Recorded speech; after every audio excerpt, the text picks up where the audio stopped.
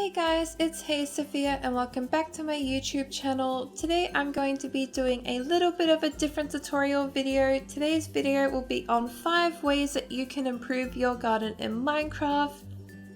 I have built a very simple suburban style house here in the suburbs area of the server I play on. So my garden today will be a suburban theme, but these 5 tips will apply to any style of garden that you are doing in Minecraft and they will greatly improve it if you're really needing some tips. So the first thing you want to have in a garden is height. So your first tip is height. You need some type of height, whether it be a tree, maybe a structure, something to stand out, you need some height. Number 2 is a feature. So you want something that will draw their attention to your garden, so you need some kind of feature as well. Number 3 is a variety of plants. Number 4 is a outdoor seating and entertaining area. Every garden, whether it doesn't have an undercover area, whether it does have an undercover area or not, will have some kind of seating, even if it's a couple little chairs somewhere, so you need some seating. And number 5 is a fence design. Doesn't have to be something really intricate for a fence design, but you just need something that's going to differentiate your garden from everyone else's. Every garden has a different fence.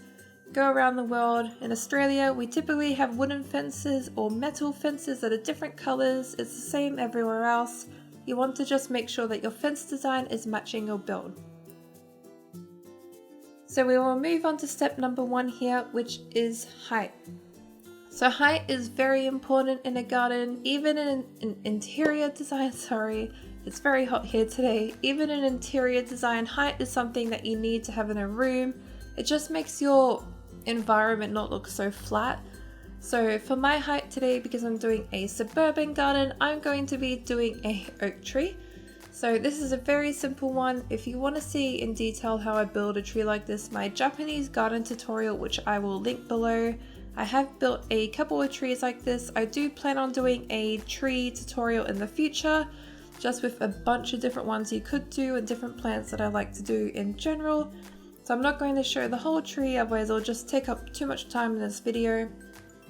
So you want to make sure you have height. It doesn't have to be a tree. Maybe if you're doing a modern garden, you could have a wall structure with plants growing off it.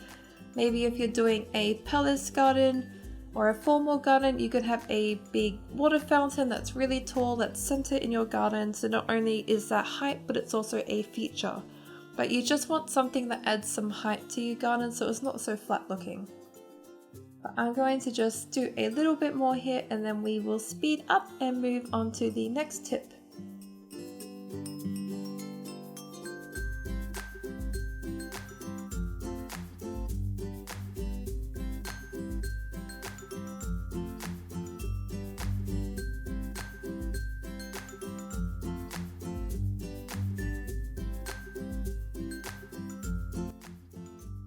So as you can see, I have now finished my oak tree. Just a very nice simple one that really suits my suburban style garden. Not too much detail, but it looks quite nice and it does the height thing. So the second thing that you want to be making sure you have in a garden of any style is some kind of feature. So for my feature today, I'm going to be doing a in-ground pool. No, sorry, not an in-ground pool, sorry, a out-of-ground pool. So I'm doing a retro style pool. I call it retro because they're not really common here in Australia anymore. They might be more common overseas, but it's more retro here. So I'm doing a out-of-ground swimming pool for my feature. You want something that draws people's attention, so maybe you could build a in-ground swimming pool, or if you have a modern garden, maybe you could build a water feature, or it's the same as I said, a formal garden, you could do a water feature. Or like in my cottage gardens tutorial, I had the little undercover seating area. That was a feature. You just want something that's going to grab people's attention. You can always mix these steps as well. Maybe if you want a more kid-style suburban garden, you could build a tree house in your oak tree. Then you've got height and a feature again. You can see what I'm kind of getting like the gist at here. So you just want something that's going to grab people's attention. So it's not just plants garden, you want something there that people go, oh, So I'm just going to be using bone block here and wool for the base to make the color pop a little more underneath, especially if any of you play with shaders. I probably would have used concrete for the white and the blue here, but obviously we don't have that block yet, unfortunately. I also plan on doing a tutorial or a couple of tutorials on ways you could build with the new blocks as well, because I've got a few actually really good ideas. So I'm excited to do those eventually too. So as you can see, there is my swimming pool. It's already drawing your eyes to the garden, so it's a really good feature. So the third thing we're going to move on here is a variety of plants. Now, so many people in Minecraft I see I'm going to do a row of orchid, a row of daisies, and a row of small ferns. But the problem with that is that unless if you're doing a garden where that kind of style suits it, it can look very boring and it can be very repetitive. Some gardens that will really suit, especially modern style gardens, formal gardens, even some kind of like botanical gardens, they use a lot of repetitiveness with their plants, so it can look really, really good. But if you're not, it can be quite repetitive, so you want to make sure you have a variety of plants that suit the biome that you're in. I can't stress that enough. You don't want to be planting a bunch of flowers in a desert because that's not going to suit. So I'm using for mine here some shrubs, so I'm going for kind of suburban-y plants. I'm building shrubs out of leaf blocks. I'm going to be using little saplings with barrier blocks on top to make little kind of shrubs. So I've got two types of shrubs there. I'm also going to be using grass blocks and also the little fern blocks. I'm then going to add a little feature under my windowsill with podzol because I think it looks great as a mulch. And then I'm going to be putting in there a variety of flowers. So I do have some flowers in my garden, but they're more like a flower garden type garden thing. And I'm just going to be building in this corner here also another couple of trees because I feel like there's a little bit of height missing here. So you'll see once I finish here how much that height really improves the look of my garden. And it's also, again, a tree. It's another variety of plants, so I can't stress that enough. So as you can see, my garden's already looking a lot better now that I've got the two trees. I'm going to go ahead now and add my saplings for all that little bit more detail. So I will just stop talking now and I will finish this off, and then we will move on to the next tip, which is outdoor seating.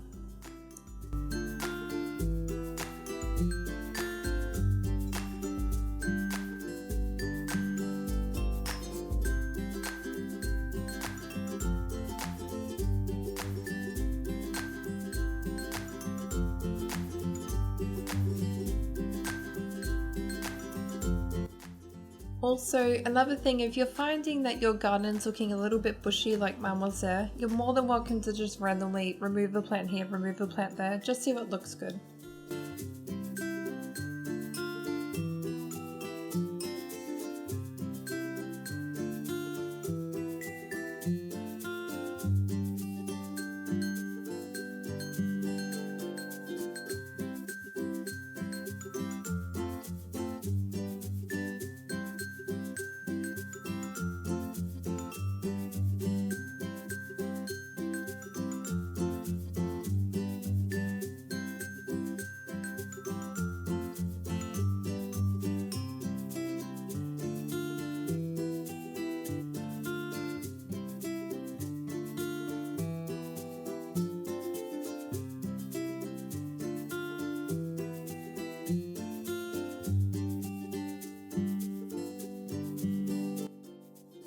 Okay, so now that I'm done here, we're going to move on to the fourth tip for having a really good garden, which is an outdoor seating or entertaining area. So even if you don't have an undercover area at your house, you will still probably have some kind of seating or table. People do have gardens to go outside and enjoy them, whether it's with your pets or anything like that. So you really should have some kind of seating area. For mine, I'm doing a little paved area that's kind of been overgrown by the grass. So I'm going to have a bit of grass poking through the blocks here. And then I'm going to add variety by putting also some cracked stone brick in. I could have also gone for mossy stone brick, but I've just kept it very simple today.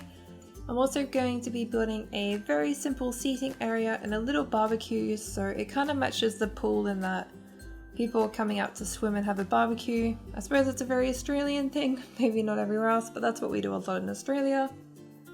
So there are different ways you could include an outdoor seating / entertaining area. You could do, like I've done in a couple of my other tutorials, a little, what are they called, like a lattice little pergola wooden structure with plants growing over it. You could do something like that. You could do just a couple, if you have a pool, if like an in-ground pool and you've got some paving area on the outside, you could do some lounge chairs, maybe an umbrella. That's some outdoor seating there. If you have a modern garden, you could do a modern outdoor kitchen and have some seating there. Even if you've got a very simple garden, you don't really want to put a lot of effort in, you could just do a couple of chairs that are out by the back door to the garden. You just want some kind of outdoor seating. Every garden will have outdoor seating.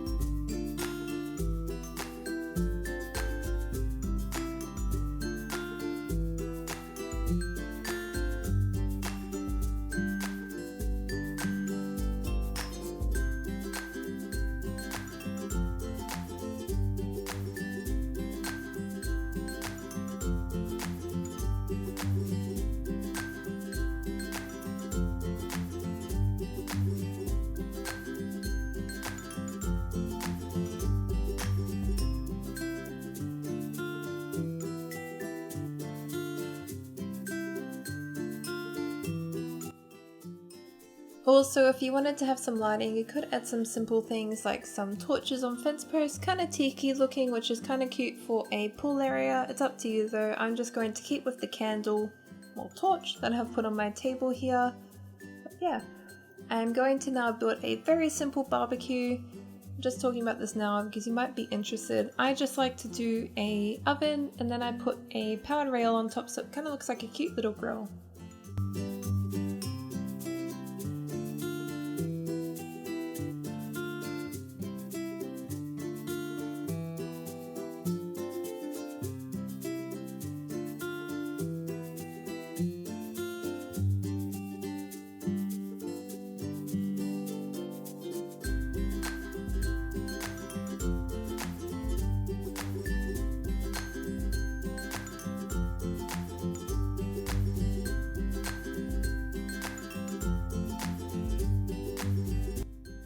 Okay, so the fifth and final tip I have for you when building any style of garden is you must have a really good fence.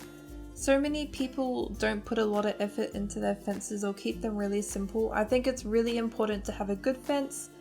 Sometimes the wood planks can look a bit ugly when you're doing a fence because they're horizontal like that. You can change it up though, like I'm going to do. I'm going to be doing spruce and then a oak slab on top, so you got different colors but it looks really nice for fencing. If you don't like the look of that though, I'll give an example here and show you. You could do a double layer fence and then have the back layer being the darker color wood, and then you could have the front layer being a lighter color wood. I'm going to use oak, and you could make patterns in your fence. Fencing is really important. Every house has a fence, whether it's simple, a big house, or anything like that. Some people have wood fences, some people have concrete fences, some people have brick. You just need a fence. And it can really add a great atmosphere to your house, your garden. It can make it a lot more personal. Don't feel like you have to just do little, like the picket fences that Minecraft gives you. I find they can be a bit overused, I suppose you could say. As you can see, there's a very simple pattern that I've done. You could continue that the whole way and have an intricate fence, which could also be a feature. I've just sped up here because I don't want to go into detail about me placing 5 million spruce blocks. So, but yes, a fence is very important. You must have a fence. So I'm just adding a tiny bit more detail now. Maybe you're doing a pool like mine. You want to make it look like people are walking in and out, the grass is being compressed. I'm doing a bit of path block there. I'm also going to add one flower around my garden because I like the look of it. So I'm going to add the little snow looking one here. Can't remember the name, sorry snowflower. But it looks very cute, and it's not, because it's white it goes with the green, it's not adding too much color, so it's not standing out a lot. But there we are, that is my 5 tips to improve any style garden in Minecraft. You can see the difference that these 5 tips have really made to my garden here. They really will help you no matter what garden style you're doing. If you follow these 5 tips, it will greatly improve your garden. Again, like always, thank you so much for watching my video. Thank you guys. Thank you everyone who subscribed. I'm really grateful for it. Please like and subscribe if you enjoyed this video, if you're not already subscribed. But again, thank you guys like always. Thank you. Bye.